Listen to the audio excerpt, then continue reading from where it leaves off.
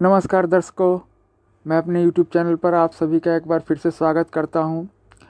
आज मैं जिस टॉपिक को लेकर डिस्कशन करूंगा वो टॉपिक है कि CSC में अपना नाम कैसे चेंज कर सकते हैं।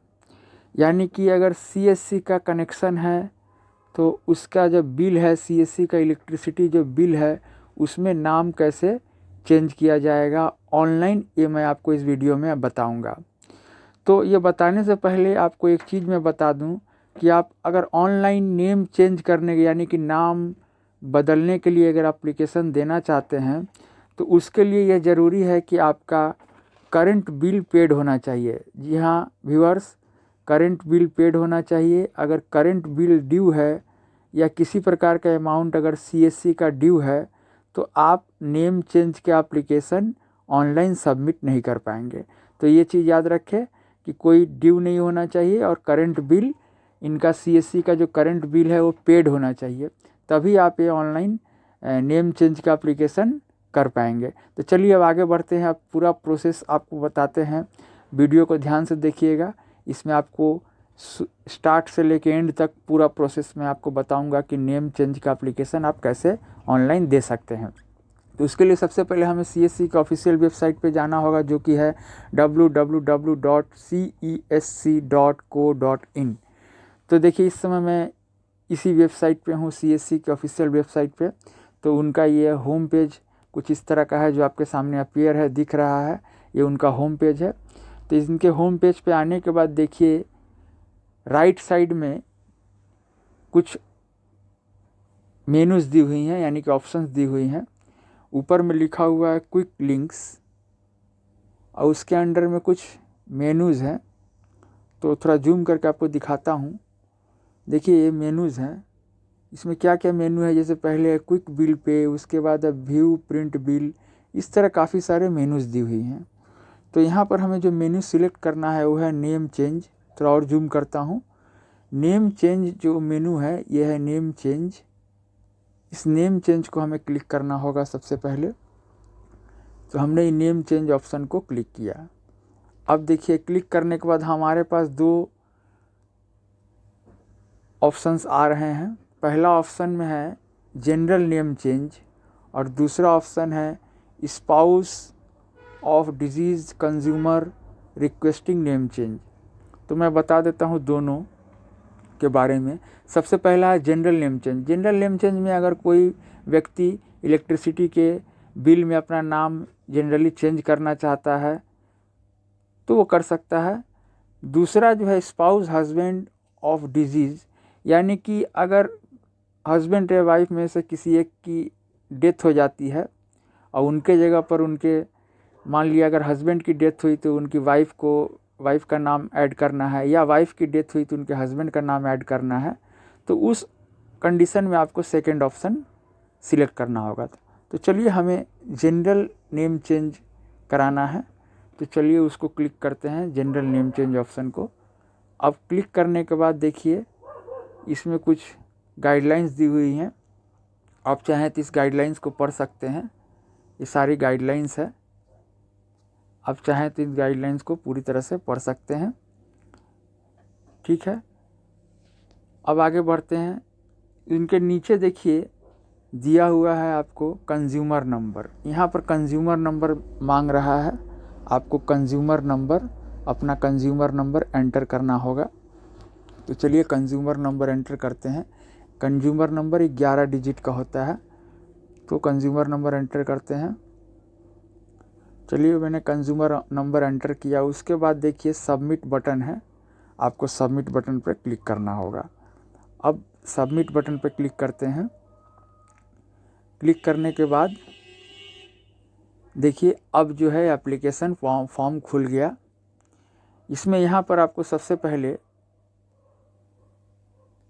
नाम देना है, यानी कि जिनके नाम से आप कनेक्शन रखना चाहते हैं, माने नाम चेंज करने के बाद जिनके नाम से आप कनेक्शन रखना चाहते हैं उनका नाम,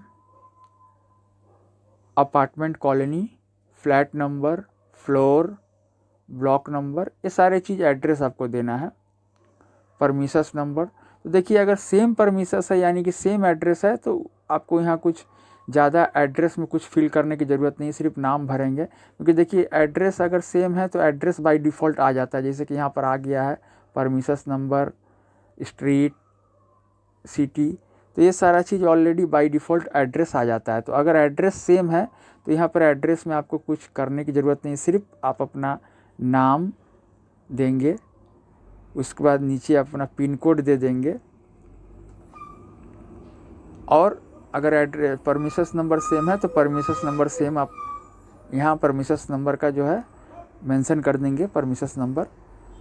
तो ये फिल करने के बाद इसके बाद में राइट साइड में आपको एग्जिस्टिंग जो कंज्यूमर है जिनके नाम से इस समय कनेक्शन है उनका नाम एड्रेस दिखेगा।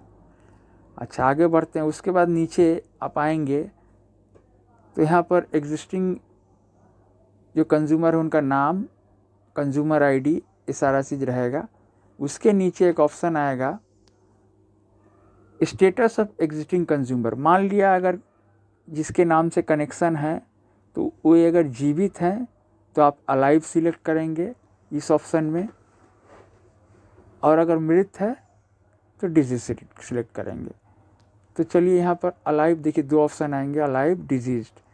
तो अलाइव यानी जीवित है, ये सिलेक्ट करना है कि जिनके नाम से वर्तमान में कनेक्शन है वो जीवित है या मृत है। तो यहाँ दो ही ऑप्शन है, अलाइव, डिजीज्ड। तो यहाँ अलाइव सिलेक्ट करना है। उसके बाद में यहाँ है name of new owner occupier, जिनके नाम से कनेक्शन ले रहे हैं उनका नाम यहाँ फिर से देना पड़ेगा। और उसके बाद ये कंप्लीट हुआ। इसके बाद नीचे आप जाएंगे, यहाँ पर कुछ उनका टर्म एंड कंडीशन है जो कि बोला जा रहा है, kindly read the term and condition. आप चाहें तो सारा टर्म एंड कंडीशन पढ़ सकते हैं। ये टर्म एंड कंडीशन के बाद में सबसे नीचे आपको चेक करना होगा, यानी कि इसको आपको सिलेक्ट कर लेना होगा, चेक कर लेना होगा। I we agree the term and condition, यानी कि आप टर्म एंड कंडीशन जो भी उनका है उनके साथ एग्री करते हैं। तो इसे आप चेक कर लेंगे, जैसा कि मैंने चेक किया, आप देख रहे हैं। अब उसके नीचे विटनेस, ये विटनेस मांगा जा रहा है। विटनेस का जो विटनेस हैं उनका नाम, एड्रेस और यूनिक आईडी।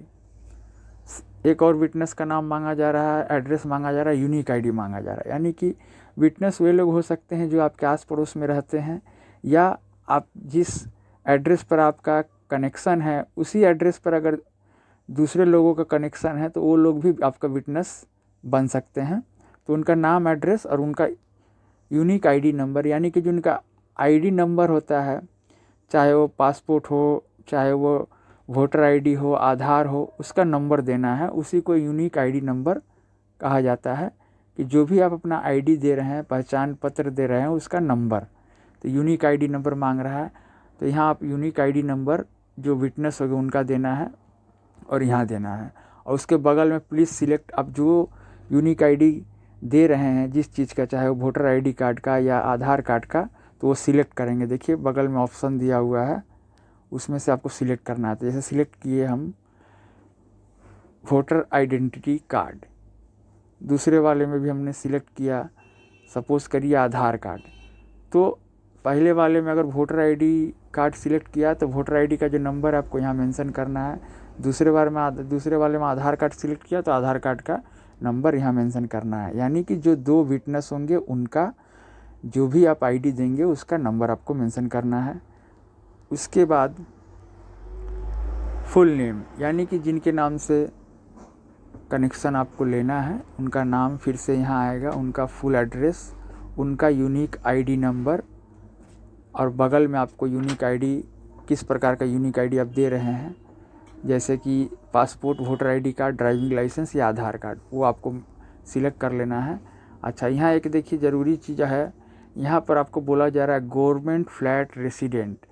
तो अगर आप गवर्नमेंट फ्लैट रेसिडेंट, यानी कि गवर्नमेंट का फ्लैट है, गवर्नमेंट की तरफ से दिया गया फ्लैट है, तो उसके लिए कुछ एडिशनल इन्फॉर्मेशन मांगा जाता है।